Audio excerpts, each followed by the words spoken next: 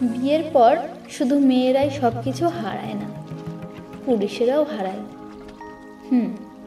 আত্মীয়দের হারায় না, এতে বউরা মোটেও দায়ী না। যদিও সমাজ কথায় কথায় নারীদের দায়ী করতে ভালোবাসে। একজন ছেলে বিয়ের আগে 100 ভাগের 90 ভাগ থাকে জবলেস, দায়িত্বহীন। যখন দায়িত্ব থাকে না তখন ছেলেরা বাবা মায়ের থাকে, সবার সাথে সারাদিন সারা রাত কাটাতে পারে, গল্প করতে পারে, বন্ধু আত্মীয়দের সময় দিতে পারে।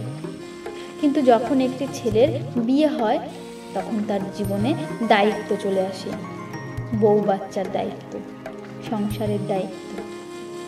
এই দায়িত্বের মাঝে আত্মীয়দের জন্য তার সেই ফ্রি টাইম থাকে না।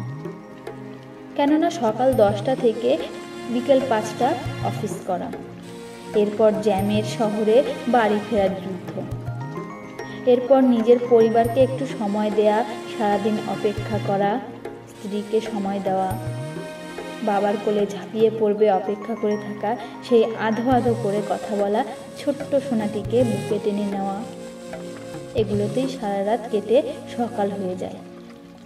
এরপর আবার অফিস, এরপর আবার একই রুটিন।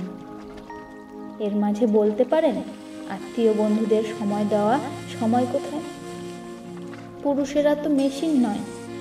বিয়ের আগের জীবন এবং বিয়ের পরের জীবন এক নয়। একজন পুরুষ যখনই আত্মীয় বন্ধুদের সময় দিতে পারে না, তখন কিছু মানুষ বলবে বউ দায়ী, বউ পাল্টে দিয়েছে, আহারে ছেলে বদলায় গেল রে, বউ বশ করেছে তোমার পোলারে। আবার কেউ বলবে বউ কবজা করেছে।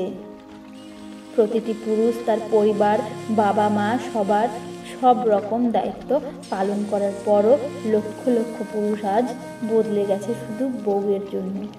এসব কথা শুনতে হয়, কিন্তু বউ কখনো কাউকে বদলায় না, বদলায় দায়িত্ব। বিয়ের পরের দায়িত্ব এত সহজ না। বিয়ের পর মেয়েরা বছরের পর বছর বাবার বাড়ি যায় না, এতে দোষ নেই। একটি সংসার পরিচালনা করা এত সহজ না, হোক তা পুরুষ, হোক তা নারী।